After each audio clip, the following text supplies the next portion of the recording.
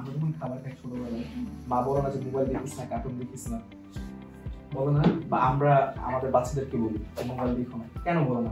এই জিনিসটা জানতে চাই। বললাম যে বের হয় না, তারপর আমাদের নেক্সট স্টেপ থাকবে খাইতে দিচ্ছি।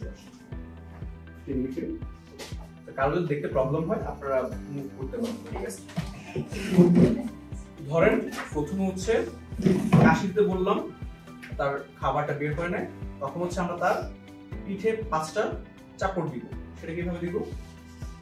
এমন হতে পারে যে মারাত্মক বাধার ক্ষেত্রে সে শ্বাস নিতে না পারে, অজ্ঞান হয়ে যেতে পারে। তো ফার্স্ট হচ্ছে আমাকে তাকে সাপোর্ট দিতে হবে। সাপোর্ট হচ্ছে আমি আমার বাম হাতে দিব, কারণ ডান হাতে আমার চাপড় বা কি বলে থাপ্পড় মারতে হবে। থাপ্পড়টাকে চাপড় বলে, কারণ আমরা হচ্ছে এই জায়গাটা ইউজ করি, থাপ্পড় বলতে হলে এই জায়গাটা ইউজ করি, ঠিক আছে?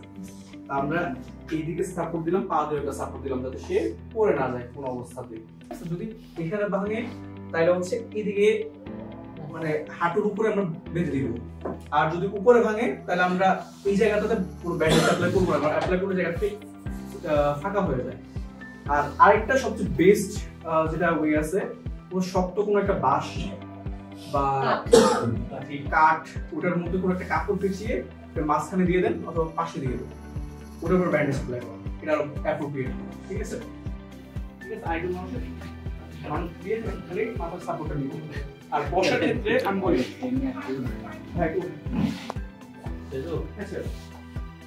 তো আমরা যখন বসবো, বসার সময় আমরা এইভাবে বসতে পারি অথবা এইভাবে। এইভাবে বসলে আমি আমার সাপোর্ট পাবো না, ঠিক আছে?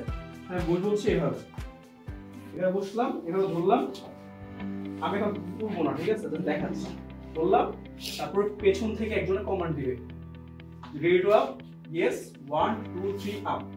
এখানে একটা জিনিস খেয়াল রাখবেন, যখন হচ্ছে যারা ফুটবল খেলার মধ্যে কেউ আহত হয় দেখবেন যে তার পা আগে যায়, মাথা পড়ে যায়।